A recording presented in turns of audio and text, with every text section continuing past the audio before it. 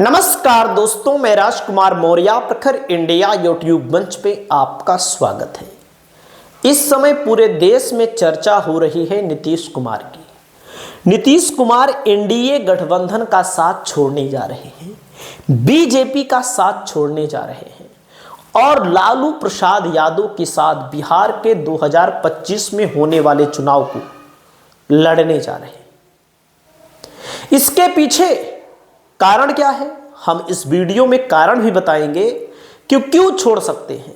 लेकिन इस वीडियो में हम संकेत आपको बताने जा रहे हैं। सबसे पहले भाई, ये खबर उठ कहां से रही है। कहा जाता है जहां आग होती है वहीं से धुआं उठता है। अचानक से तो चर्चा हो नहीं रही, इसमें कुछ ना कुछ तो तथ्य है, कुछ ना कुछ तो सच्चाई है। तो शुरुआत करते हैं सबसे पहले बिंदु से। दोस्तों, भारतीय जनता पार्टी जो है, हकीकत है कि भारतीय जनता पार्टी बिहार में सरकार नहीं बना पा रही है। अपने दम पे अपना मुख्यमंत्री नहीं बना पाई अभी तक। तो उसके लिए जेडीयू के तमाम नेताओं को अपने पाले में कर चुकी है। और एक बात की आशंका आरजेडी को भी है, राष्ट्रीय जनता दल यानी कि लालू प्रसाद यादव की पार्टी को भी है। अगर हम नीतीश कुमार के साथ चुनाव नहीं लड़ेंगे तो कामयाबी नहीं मिलेगी, हो सकता है सीटें कम हो जाएं। कारण उसके पीछे क्या है, अभी लोकसभा का चुनाव हुआ, आपने देखा हवा चाहे जितना विपक्ष बनाए, इंडिया गठबंधन चाहे जितना हवा बनाए, लेकिन नीतीश कुमार ने 30 सीटों पर, एनडीए ने 30 सीटों पर बिहार के अंदर सफलता अर्जित की। आप सब जानते हैं, देखो आंकड़े बोलते हैं, सही है कि नहीं। तो आरजेडी की तरफ से भी ऑफर जाना शुरू हो चुका है। अब आपको मैं दिखा सकता हूं, सीएम नीतीश कुमार को महागठबंधन से ऑफर हो सकता है बिहार में फिर खेला। भाई वीरेंद्र राजद के एक भरोसेमंद विधायक हैं, मतलब कि इन्होंने कहा है कि ऑफर दे दिया है वीरेंद्र भाई ने। क्यों ऑफर के बाद एक ऐसे ऐसे थंबनेल चलाए जा रहे हैं, ऐसे ऐसे आप लोग देख सकते हैं। क्या फिर पलटी मार देंगे नीतीश कुमार? असल बात, नीतीश कुमार की पलटी मारने से ही इंडिया गठबंधन की लोकसभा में सरकार नहीं बनी। अगर नीतीश कुमार पलटी ना मारे होते, इंडिया गठबंधन के साथ होते, इंडिया गठबंधन में कांग्रेस ने, ममता बनर्जी ने, अरविंद केजरीवाल ने भरोसा जताया होता इनके ऊपर, तो आप समझ सकते हैं इंडिया गठबंधन को गोदी मीडिया एनडी लिखता है 234 सीटें मिली, जो कि लगातार एग्जिट पोल में 100-150 से ज्यादा दिखाई नहीं जा रही थी। नीतीश कुमार होते अगर ना, तो यह 234 में तो 12 इनके सांसद खुदे हैं, 12 सांसद इसमें खुदे हैं, 12 प्लस कर लीजिए। और उत्तर प्रदेश में फायदा मिलता, बिहार में भी फायदा मिलता, अलग अलग स्थानों पर फायदा मिलता, बीजेपी का सोफड़ा साफ होता था। तो आप समझ सकते हैं नीतीश कुमार की अहमियत क्या है। तो इस तरह का पोस्टर जारी होता रहता है, समय समय पर सोशल मीडिया पर ट्रेंड होता रहता है।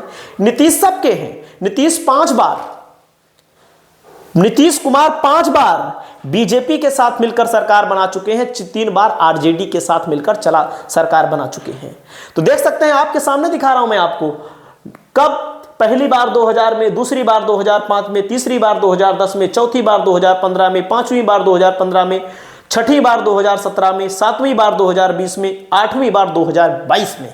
इतनी बार नीतीश कुमार ने पलटासन का गेम खेला है। पलटी बाबू के नाम से इनको जाना जाता है। तो संकेत कहां से आ रहे हैं?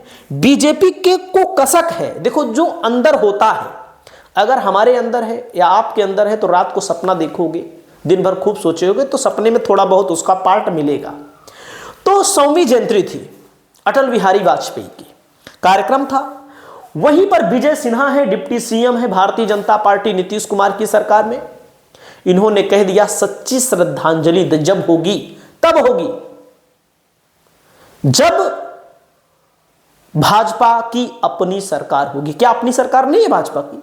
एनडीए की सरकार चल रही है, अपनी सरकार होगी। अपनी सरकार है भी, डिप्टी सीएम खुद हैं, सरकार में भी हैं, तो ऐसी बात बोल रहे हैं। इसका मतलब एनडीए में सब कुछ ठीक नहीं चल रहा है, मीडिया ऐसे नहीं चला रहा है, यूट्यूबर ऐसे नहीं चला रहे हैं। तो आप समझ सकते हैं। तो क्या क्या कहा इन्होंने, देखो, नीतीश कुमार बीजेपी की चाल से गुमराह हो रहे हैं, होगा वही जो अमित शाह ने कहा है। अब आप समझ सकते हैं, बीजेपी की चाल से नीतीश कुमार गुमराह किया जा रहा है। अमित शाह ने क्या कहा है? अमित शाह ने कहा है कि चुनाव के बाद कोई डिक्लेयर नहीं हुआ है। छोटे स्तर के नेता बोल रहे, छोटे स्तर का मतलब प्रदेश स्तर के नेता बोल रहे हैं, शीर्ष नेतृत्व बीजेपी का नहीं बोल रहा है। अब आप देख सकते हैं विजय सिन्हा ने जो बोला, बिहार में बीजेपी सरकार ही अटल जी को सच्ची श्रद्धांजलि होगी। क्या अभी बीजेपी की सरकार नहीं चल रही है?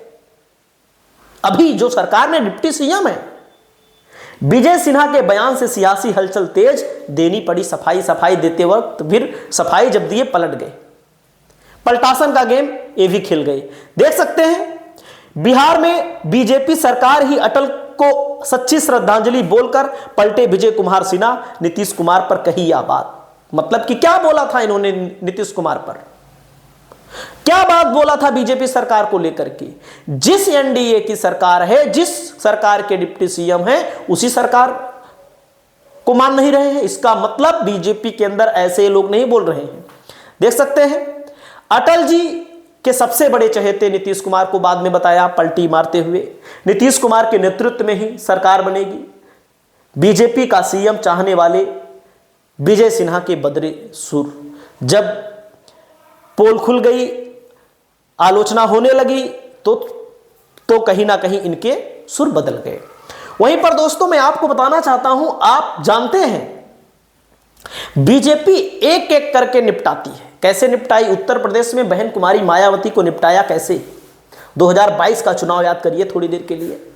कहा गया कि 22 में एक छोटा सा क्लिप प्रसारित किया गया कि राष्ट्रपति को लेकर के उत्तर प्रदेश में बहन कुमार, अगर भाजपा की सरकार आ जाएगी राष्ट्रपति बना दिया जाएगा।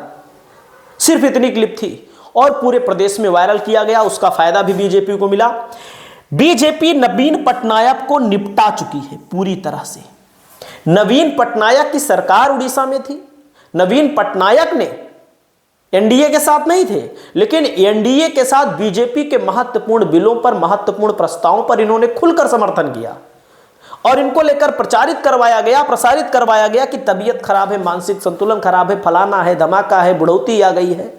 वही चीजें नीतीश कुमार को लेकर कही जा रही हैं। तब आप सोचिए, कोई व्यक्ति 2 दिन पहले बीमार था, 2 दिन बाद प्रगति यात्रा पर निकल जा रहा है।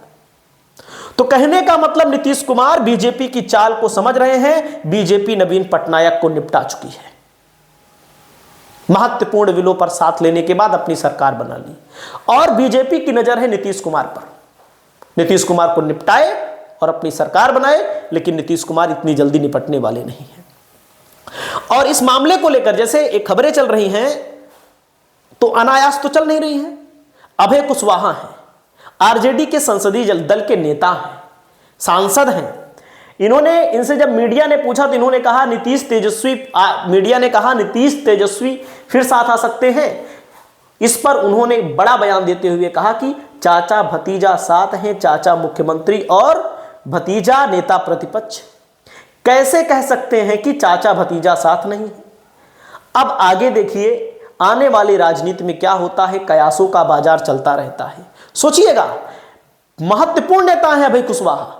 अभय कुशवाहा का नाम चल रहा है कि प्रदेश अध्यक्ष भी इनको बनाया जा सकता है। तो इस तरह की बातें जब हो रही हैं, तब यह भी बात हो रही है कि अगर नीतीश कुमार बीजेपी के साथ चुनाव लड़ेंगे,